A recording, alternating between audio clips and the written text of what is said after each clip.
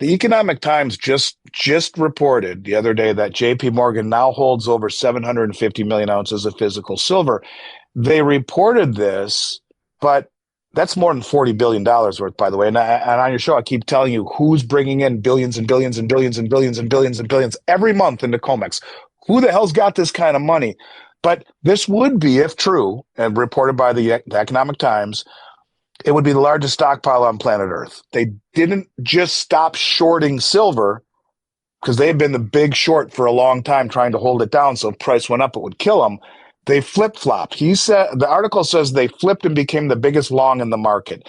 That in just 6 weeks, they've added 21 million ounces to their position while closing a 200 million ounce paper short position, which removes pressure on the downside, and the buying of the metal physically pushes prices way up. There's this video going around talking about silver being confiscated. People are concerned about it now that the silver has been reset as a strategic metal and or a strategic resource, and it is going crazy in price.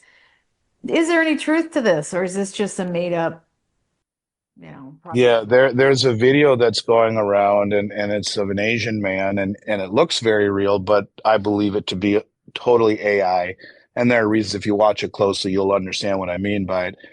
There is some good information in it, but he speaks of silver being now having the ability to be confiscated because it was classified a critical mineral, and he cites a a bill number, which I have written down here. The bill number is HR 9847, and so, which is not right, which I'll talk to in a moment. But anyways, gold was confiscated in 33 during the Great Depression, and that was Executive Order 6102.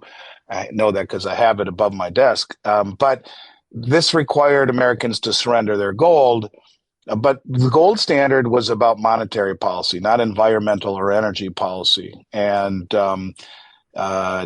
it was repealed in 1984. Anyways, so HR 9847, this guy claims, is because it is strategic that the government can come in and take it from you. Well, first of all, and he cites a couple of things in here about things that you don't want to do with a precious metals dealer. HR 9847 is actually creating Early Childhood Leaders Act, which amends the Higher Education Act of 1965. So there is no bill that he speaks of, this green bill. That is not it. And, it wasn't voted on by bill, the reclassification of silver. It was done by an executive order. And so when you look at this video, a lot of people must have got 50 emails. Some of the things he says is that dealers are required to fill out a Form 8300 anytime you spend over $10,000. That is so not true. It's not even funny. Form 8300 is if you have cash and you go into any retail establishment in the United States, go to Nordstrom's, try to buy your family $11,000 worth of clothes. They will come out, the manager will come out and give you a Form 8300. Whether you're buying precious metals or you're buying anything retail, if you pay in $100 bills and you cross 10,000s, you will get a Form 8300. And they just want to know who you are and why you have so much cash. You're making plenty of money per year. They probably won't just get filed away. If not, well, you may have people knock on your door wearing trench coats if you try and offload it all at once. But there is no Form 8300. The bill that this guy's talking about is not a bill. In fact, like I said, it's about childcare development, and total BS is about it's BS. Yes, and they're not. Yes, what it really does is it gives the government the authority to source it and to get it through normal channels, not by going door to door and taking your precious metals. So yes, it is make believe, it is made up, it is AI, it is not true. Okay, so what is the when Trump put the executive order in and changed it to a critical mineral, what did that do specifically? The executive order focuses on agency actions to expedite permitting and energy infrastructure projects doesn't include provisions requiring mandatory reporting by private companies or government acquisition of private resources. In essence, it just basically says it's a critical mineral. Let's start mining it. Let's start getting it quick. Let's fast track permits. Let's start to actually partner up with some of the mining companies, which they are in negotiations with, to build a strategic stockpile of these critical minerals that isn't just silver. It's platinum, it's palladium, it's Bunch of stuff. you know, copper. It's all of these assets that you need, and now they're identifying them and fast tracking the permitting and the mining and the acquisition of Is it. that And why the prices are going up? that's one of the big reasons. Yes, it is. Absolutely. I mean, just in the first, let me give you the numbers. Well, It's I'll soaring. It's what it's first of all, 64 or something when we're recording this. here's another reason maybe the price. I'll give you several reasons the prices are flying. The Economic Times just reported the other day that JP Morgan now holds over 750 million ounces of physical silver. They reported this, but that's more than $40 billion worth, by the way. And on your show, I keep telling you who's bringing in billions and billions and billions and billions and billions and billions every month into COMEX. Who the hell's got this kind of money? But this would be, if true, and reported by the Economic Times, it would be the largest stockpile on planet Earth. But And they but benefit for the prices going up. They're making a killing. they always did, or they did not, but now they do. And because the article goes on to say that they didn't just stop shorting silver, because they had been the big short for a long time trying to hold it down, so if price went up, it would kill them. They flip-flopped. He said the article says they flipped and became the biggest long in the market.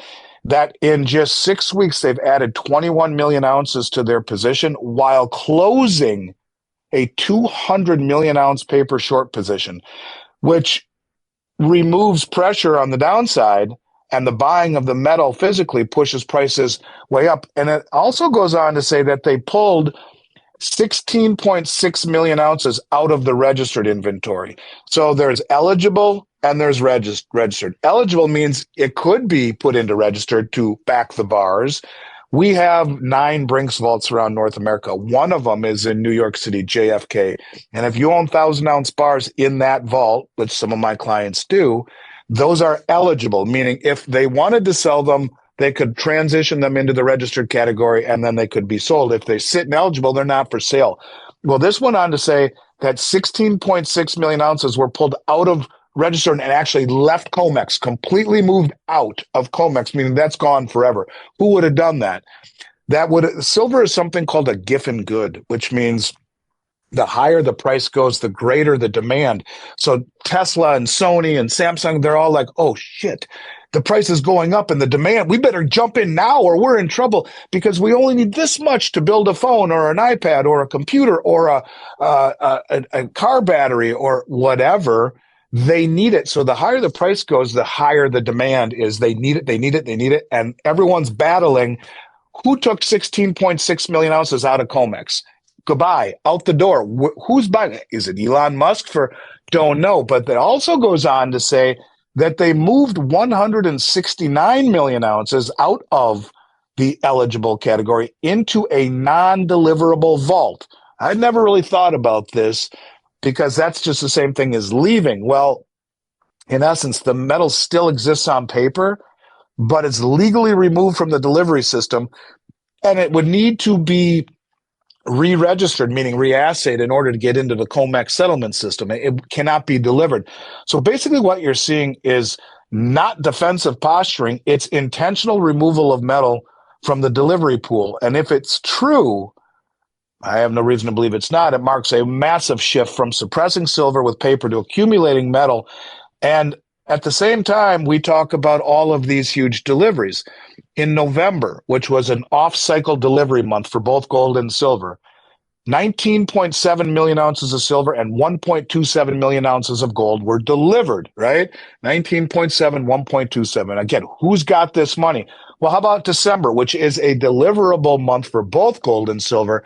By day 12, I looked at it up to yesterday, deliveries have already reached 58 million ounces of silver delivered and 2.85 million ounces of gold, with new contracts being added daily till the end of December. So ask yourself, take 58 million, multiply it by $64 or whatever. That's a lot of money. Who's doing it? This is the biggest money on the planet, and huge money that is doing this. And so when you take a look at what's happening, why is silver going higher? It's happening because you have, I guess, massive deliveries, and at the same time, you have the biggest short in the market now flipping to the biggest long on the planet, the biggest amount of silver stockpile on the planet, and they're the custodians of SLV, which is the largest silver trust on the planet. At the same time, the U.S. government says, "Oh, by the way, silver is now a critical mineral."